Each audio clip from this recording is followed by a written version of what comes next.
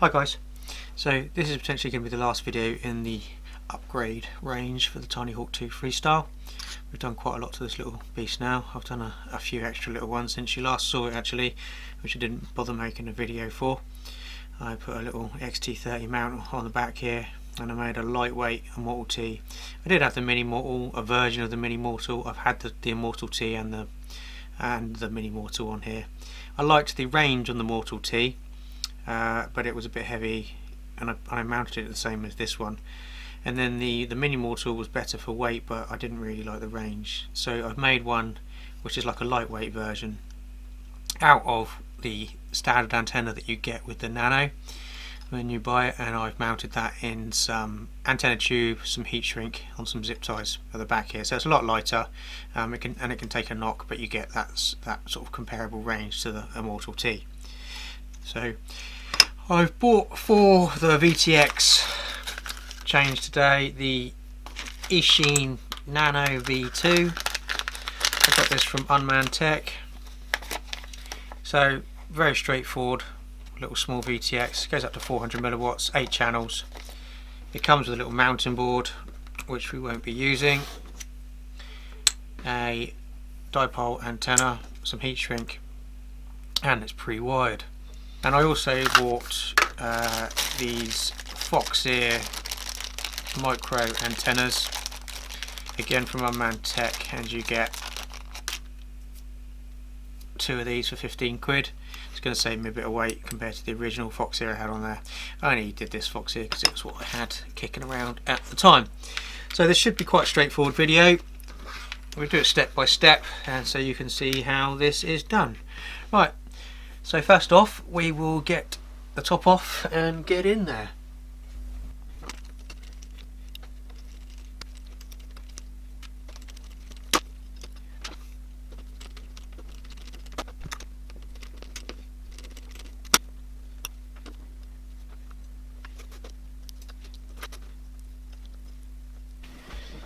Okay, so first things first, this is our 4 points here where this VTX is connected to the board. So that's the first thing we're going to do, is look to take this off. So I'm going to see if I can just heat that with my soldering iron and whether that will pop off, revealing the 2 pins below.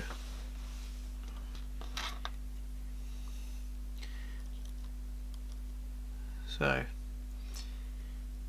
I'm going to apply a little bit of leverage from below with my tweezers here,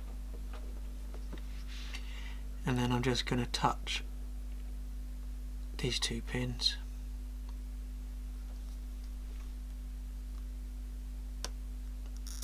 Yeah, straight away. There we go. And I add a little bit of solder to my tip, just for some heat transference. So now we'll do the same again on this side.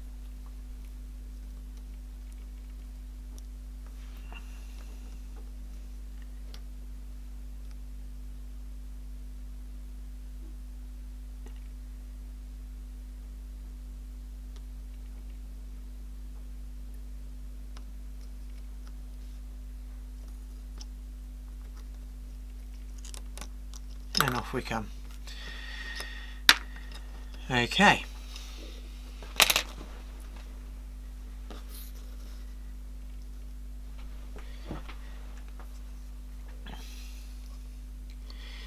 So now we want to try and remove these 2 plastic columns.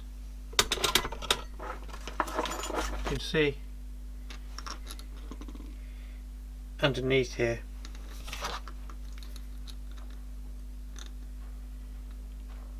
these 2 pins.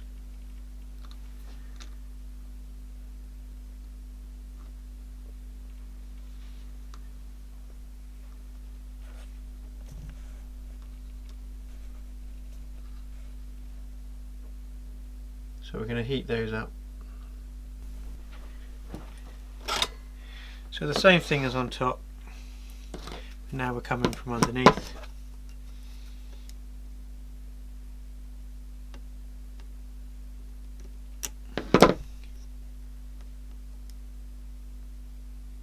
What I'm actually doing at the moment is heating and pushing up. There we go. One down. I'll do the same again on the other side.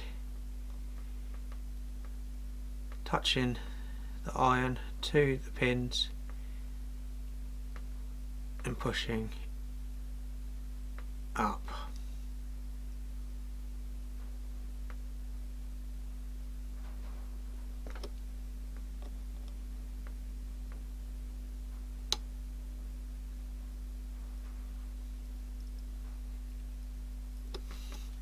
Not so much success on that one, so I'm going to try and add a bit of solder to the iron.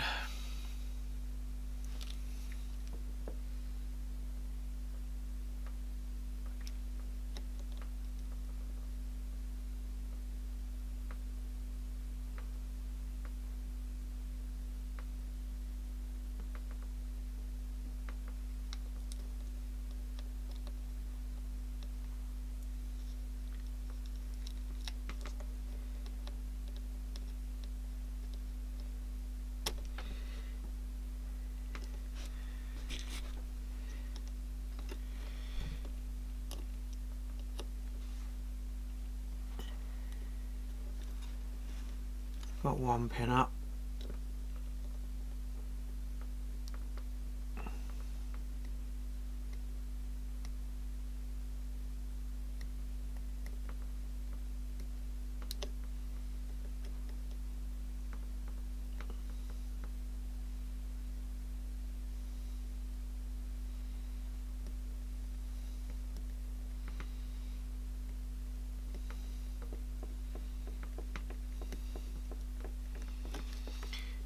Second pin was a real challenge there. Right, so what I'm going to do now, because I'm not happy with that pressure, I'm going to cut these wires from the top here, like so. That's going to allow me to take off this plastic trim.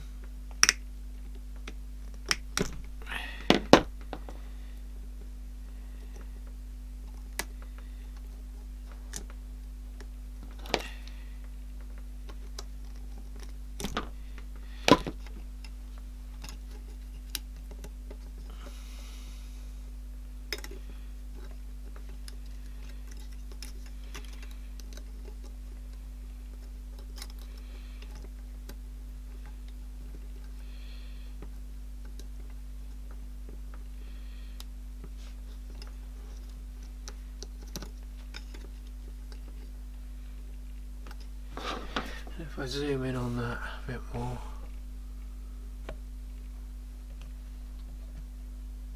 you can see those two pins there.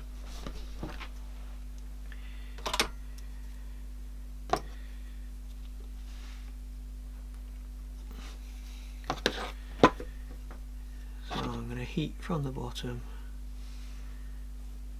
and that one's just popped out one.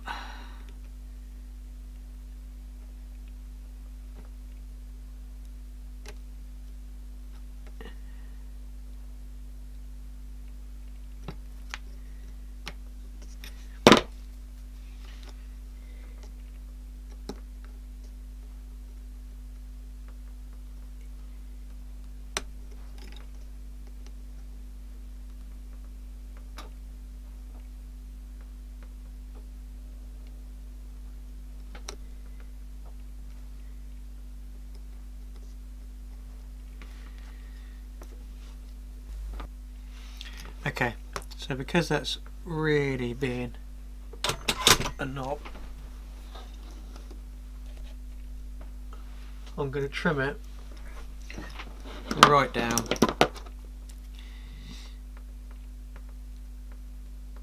Like so. Now I'm going to put a bit of solder on my tip,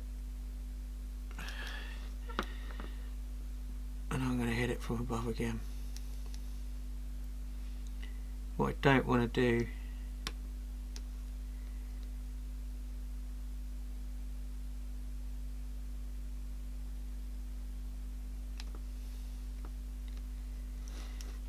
is overheat this pad, because if we lose the pad we lose the VTX power there. I can always take the power from somewhere else, but I don't want to. Okay.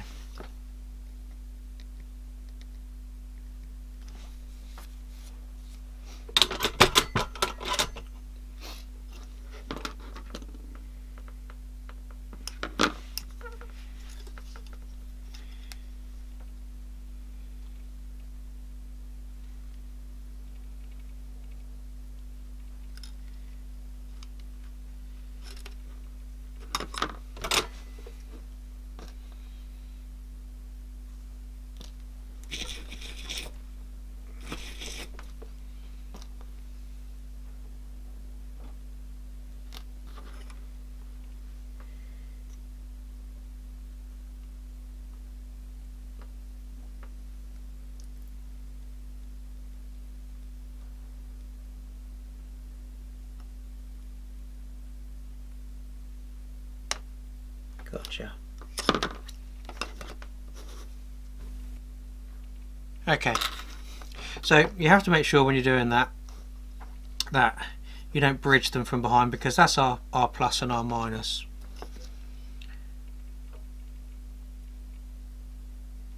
One is our 5 volt and one is our negative. Now you'll notice that one is round and one is square, so it should be that the oval one is our 5 volt and the square one is our negative.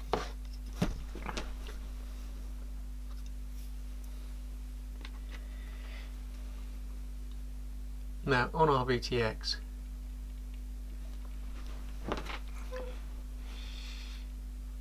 we've got our 5 volt and our ground, our RX, another 5 volt and ground, and our VDA. So we don't need those two middle 5 volt and ground, so we're going to take those out, but we do want this video and the other wires. So first off I'm just going to disconnect those.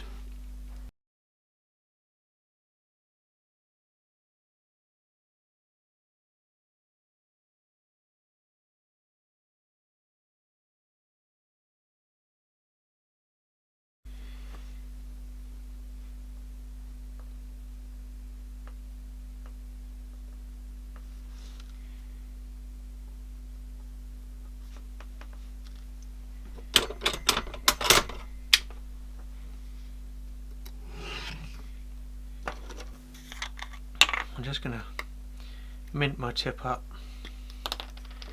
with some refresher crystals, especially when you're doing something ultra fine.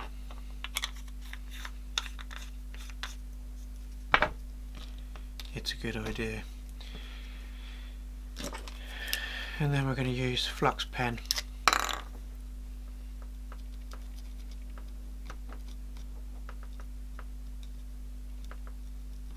Get those pads receptive, ready for the solder. Now what I'm going to do is I'm going to be quick here, and I'm just going to put a bit on my tip,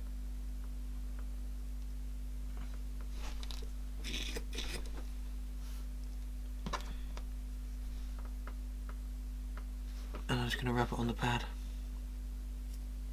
because they're such small pads that they don't need much.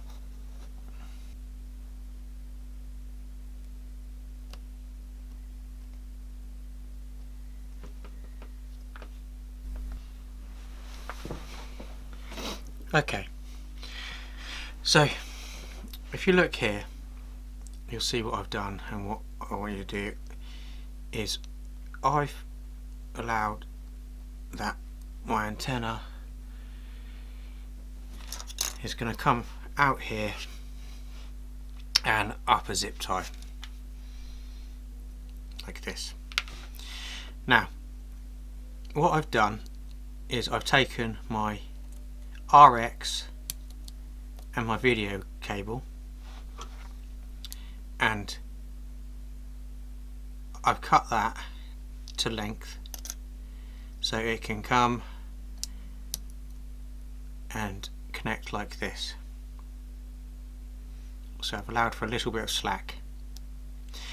Then what I've done is I've taken the ground cable and I've spiraled it round to the end of the cables, then back again, come across, spiraled it round the earth and cut those to length so they'll go over here. Now the reason I've done that is because then what's going to happen is the earth is going to insulate our signal cables, and it's just going to give us a little bit of extra protection against some noise. Hopefully we won't get any noise, but if we do get some noise, it's not from the lack of trying. When I talk about noise, I'm talking about noise in our video feed. Okay, so now I think I've actually probably allowed a bit too much slack on that, so I might just trim those back a tiny fraction more. So I'll trim those back a tiny fraction more, tin those, and then we'll start this process of connecting this up.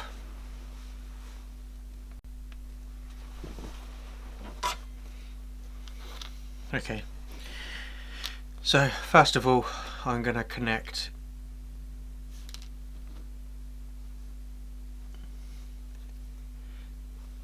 the RX, then the video,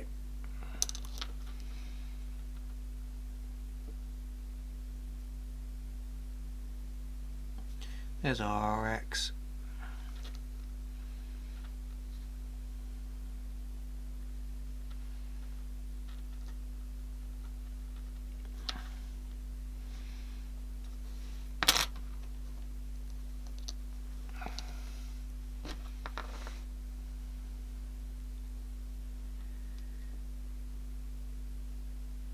and there's our video.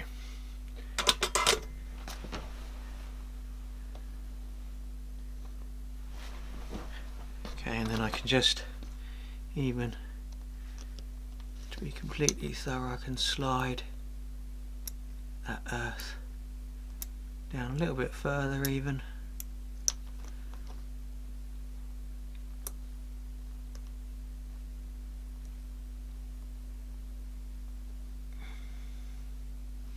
So we're completely covered. Okay, so that's going to go like that. So now we'll connect up the 5V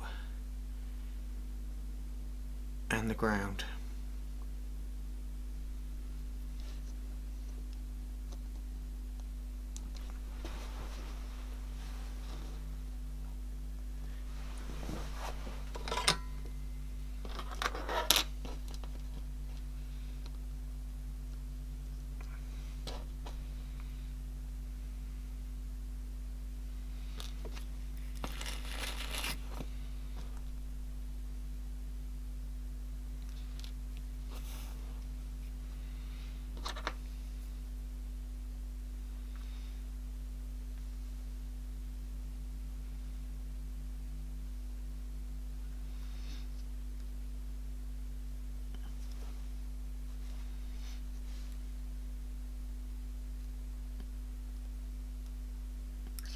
It's the 5V.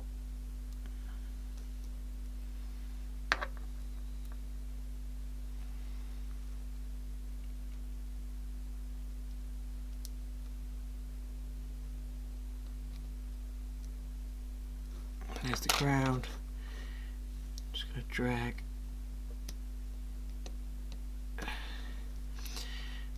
Feel like that. That's better. Let's reconnect that. 5V.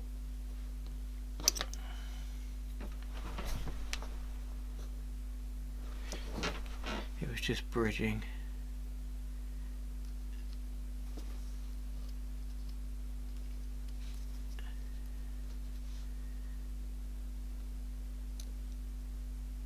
Alrighty.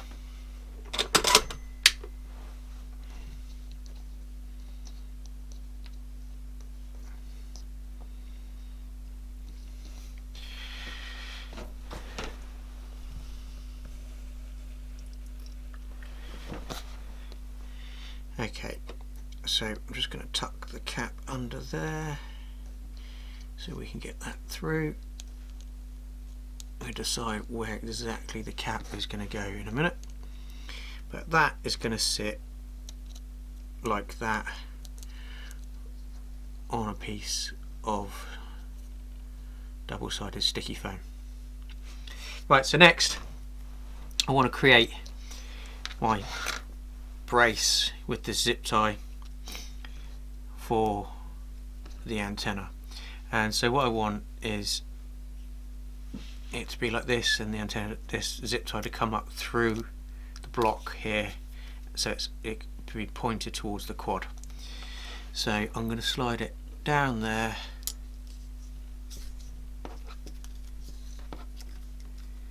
through like so, so the block is like that, and then chuck it through.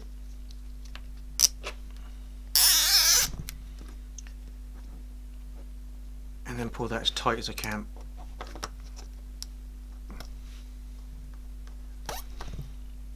Okay, I don't know how long I want it now, but I'll just get a bit of that out of the way.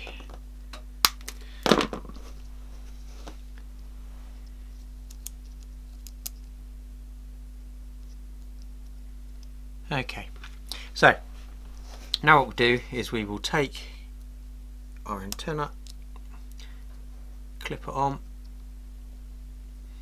hold it next to the zip tie here, and I want the zip tie to basically come up to the hilt just before to where the coaxial ends. Boom. Great. Okay, now we're going to do two pieces of heat shrink here. We're going to do the heat shrink to go over the VTX, and we're going to do a heat shrink to hold the antenna to the zip tie. So I'm going to get another piece here, and I'm going to check that length out.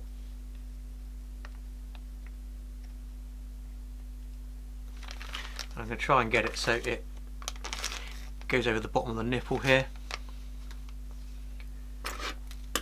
Might not manage it. Sometimes they receive that and it will stick to it well, other times it really won't. Okay, so then I'm going to pop off that. I'm going to slide the heat shrink over. Now, because we've got a little bit of extra there, I'm going to tuck some of that cable in.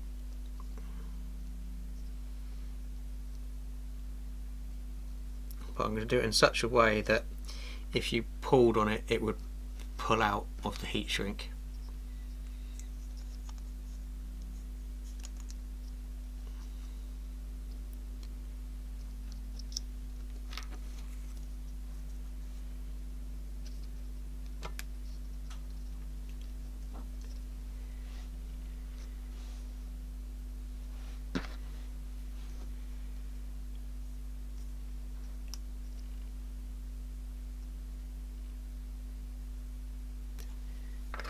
Okay, I'm going to get the heat shrink. It should be right, so we can see that I've done it a little bit long, so I'm going to cut that off there, poke that through,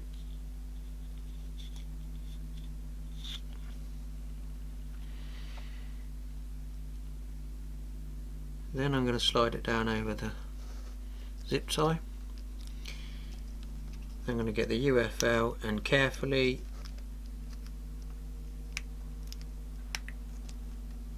pop that on.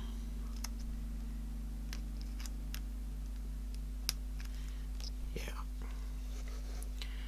Alrighty. Then I'm going to push all of that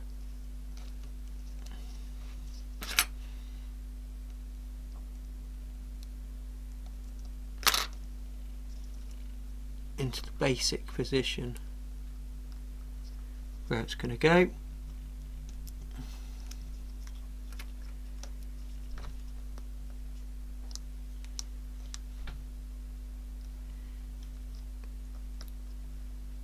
And then what I'm going to do is hit it with a gun. Now I really want that to sit over to sit tight to the bottom of that antenna, so the first thing I'm going to do is I'm going to push the antenna down, then I'm going to pinch the bottom of the first piece of heat shrink,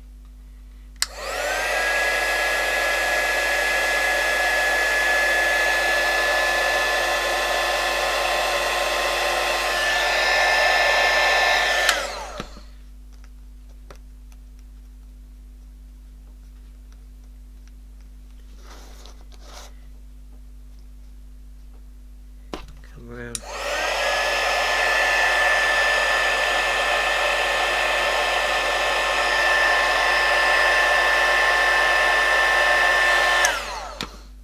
okay,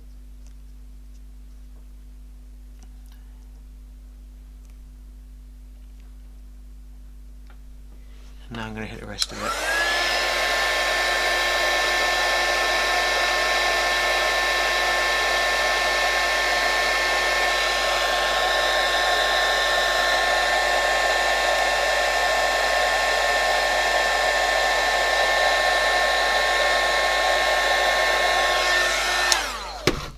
Alright, I've just noticed that I've got the cable twisted in there, which is not ideal.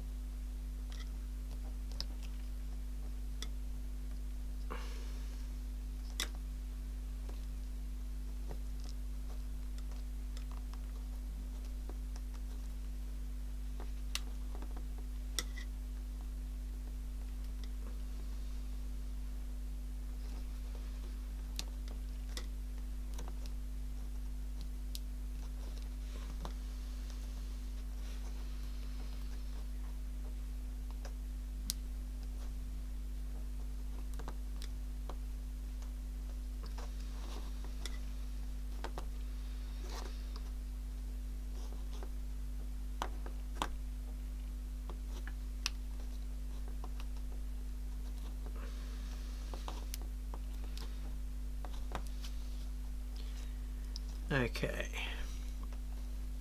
that's better. Really wanted it running up the inside. So let's carry on.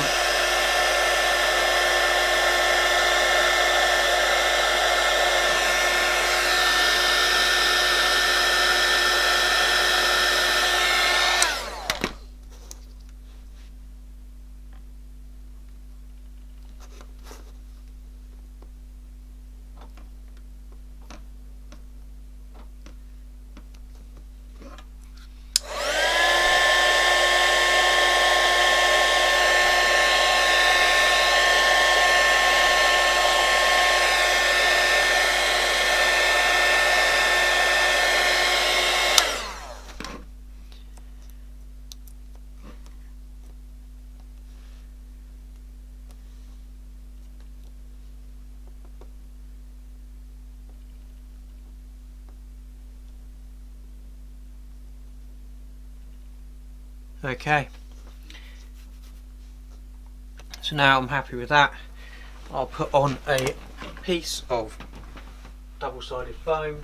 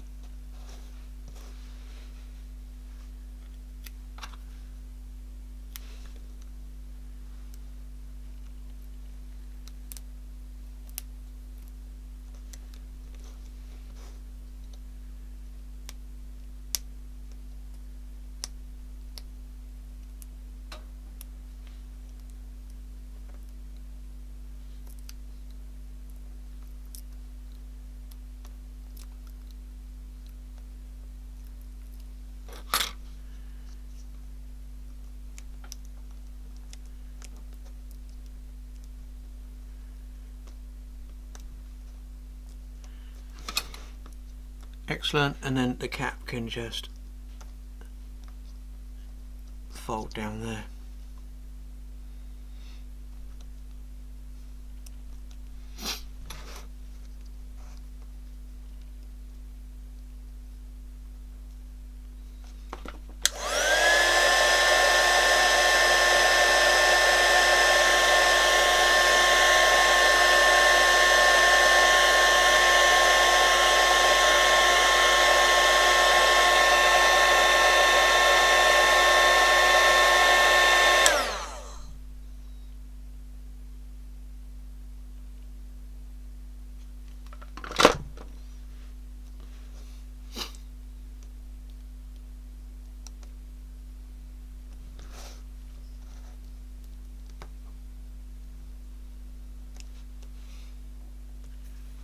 Right, to be 100% now, because I don't want this UFL to get torn off,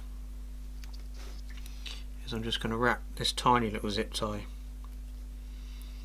around the base. And what this is going to do is just secure that coaxial in that position, and I'll be able to bend this any direction fully. There you go. And now it won't pull that off.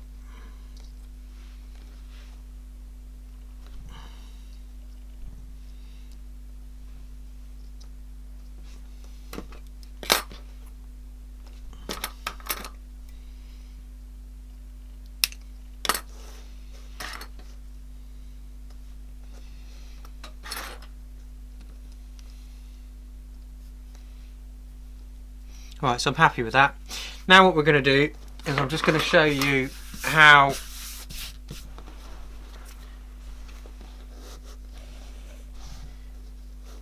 we would manually set the VTX. There's a button here, so if we just plug this in. Now on this we've got green, blue and red. Okay, hopefully you can see that. See, green, and then there's a blue, and then there's a tiny little, there's the blue one, and then there's a tiny red one. Okay, so on the sheet it says push, the way it describes it is push frequency for button frequency control, short press once to change the channel, and then long press for 2 seconds, and then short press to change bands.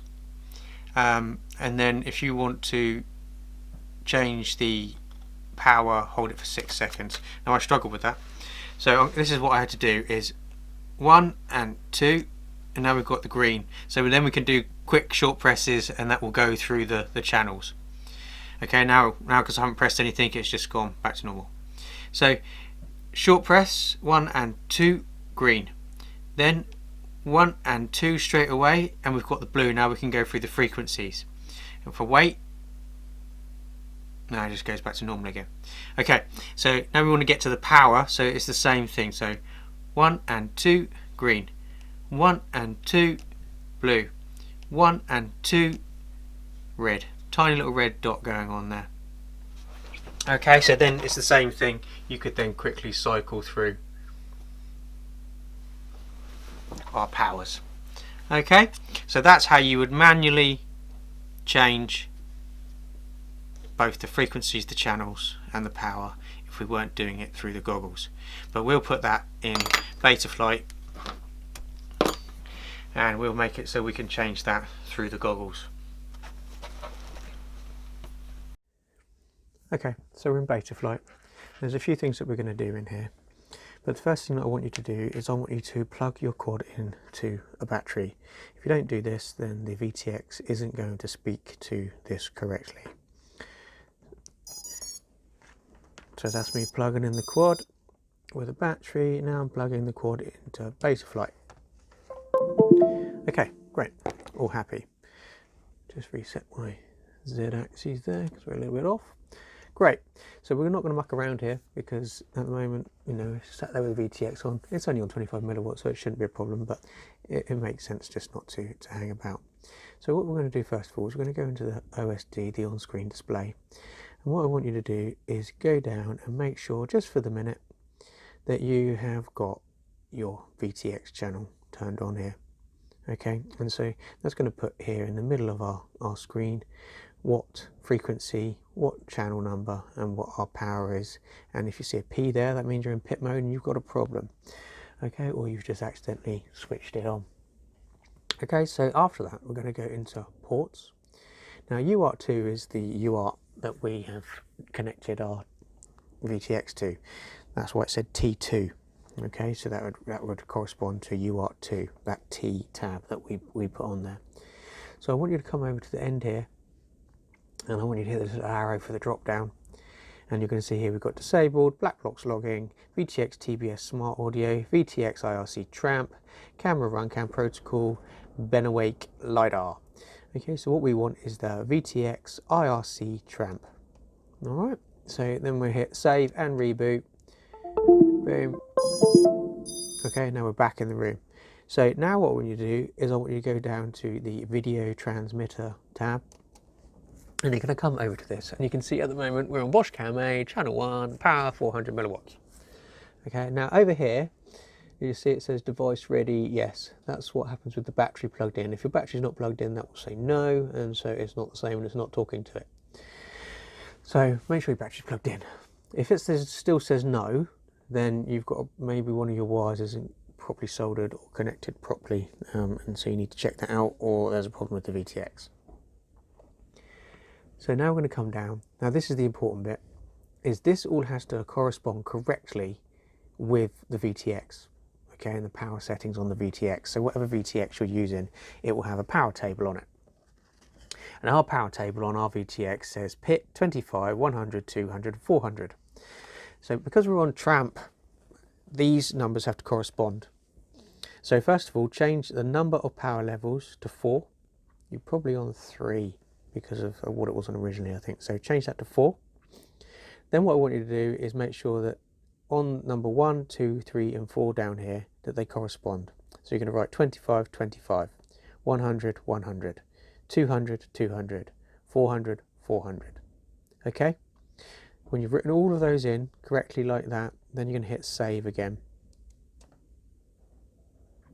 Okay, and then you can disconnect, because that's everything that you need to do in Betaflight.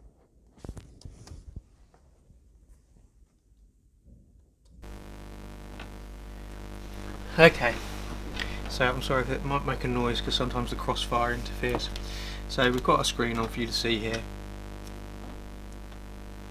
and what we're going to do is we're going to plug in the Tiny,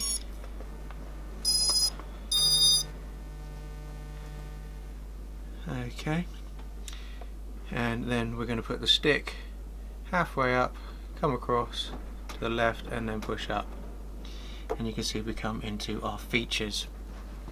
So now what I'll do is I will zoom into that for you.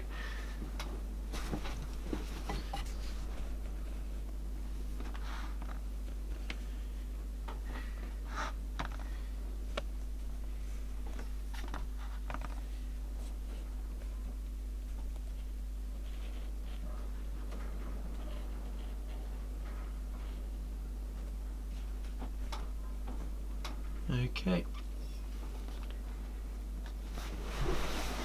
and then what we would do is we will scroll down to features, push to the right, come down to VTX TR for VTX Tramp, then we will select our channels.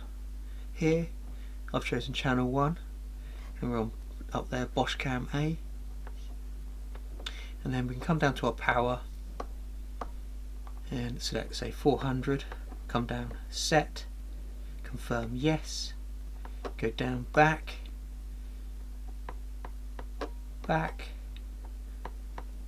save and exit, save and exit. Now you can see here that it says A.1.25, and that's because we're on Bosch Cam A, channel 1, and at the moment it's at 25 milliwatts. That's because we're sat stationary. and that's to keep the VTX cool, because if it was on 400 milliwatts sat there right now, it would overheat.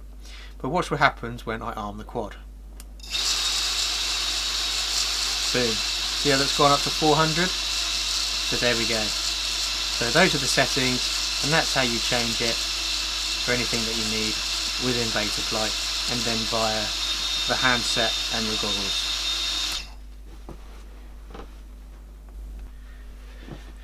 There we go. Banging. Overall, I'm pretty pleased with that. We've squeezed it in there nicely. It's nice and secure. We've not got too much pressure on anything that's interfering or causing a problem. Our lollipop is clearing the battery. Obviously I'd like that back here. The diagonal off the back is preferable for better connectivity, to make it always in visual sight of the quad, unless the quad's up high obviously. But you know, it was a weight trade-off. This has got a shorter coaxial than the foxeer 3 lollipop, but the foxeer 3 lollipop is, you know, is a lot bulkier and heavier as well, so you know, it's 6 of one and half a dozen of the other really. But we'll see. I think, you know, we're not going to have a problem with the range. The battery is going to reach the point of no return before our signal is going to, so it's more on a penetration thing, I guess, whether it's going to make a difference through the trees or around buildings and stuff. But we'll have a little look at that, and if we want to at a later date change to the foxeer 3 and have it sticking out the back, then we will. Obviously I've shown you everything to do with this, from taking it apart, soldering it all together, getting rid of the old VTX, putting it in Betaflight, programming it and changing the settings through your goggles and through the radio transmitter. I'm not going to show you how to choose channels and stuff with your goggles. You can look up your own goggles for that. It's a pretty straightforward thing to do, and most goggles even have an auto search, so you can auto search it as well if you want to. But there we go. Looks good, feels good, I'm happy. Let's get her out, let's see what she can do. Nice.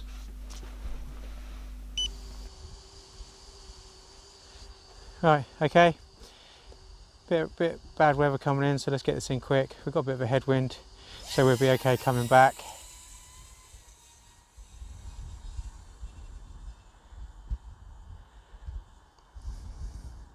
Got a little bit of lineage in my goggles, not much. I think without us changing the feed, maybe we could put the 2 earth wires to the same earth pad, but otherwise we've sort of done everything we can.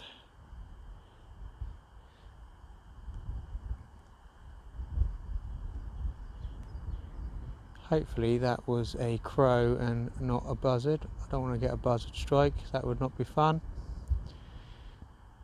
I'm just going to follow the path in case we get a problem.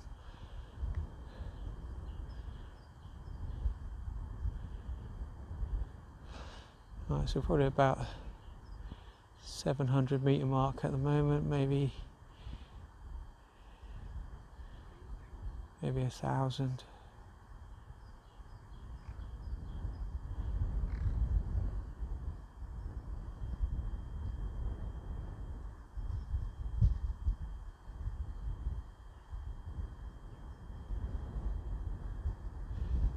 I'm running a 7.2. God, that wind here is full on. Oh well, it should be a faster trip back.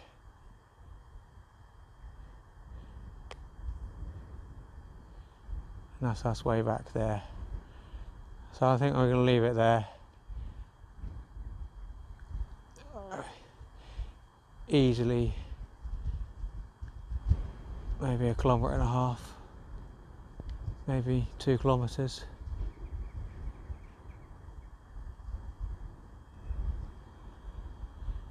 And solid feed. So as I said, we'd get past what the battery can actually do in truth.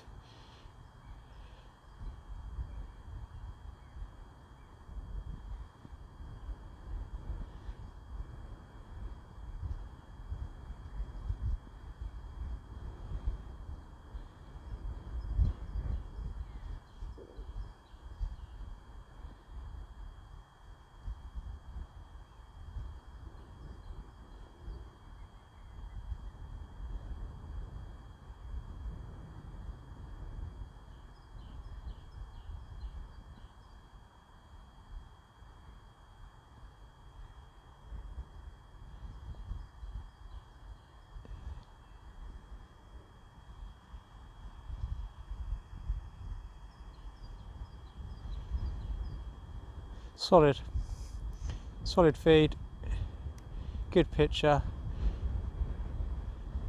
You know, it was very mild, those lines. There might be a few things that we can do to clean that up, but overall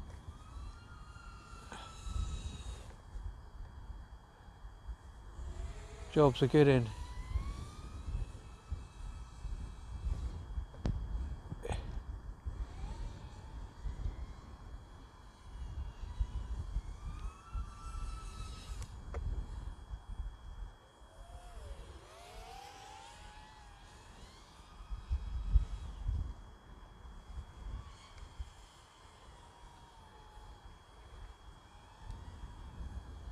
Okay, I can feel some rain on my face now, so we're going to bring that in.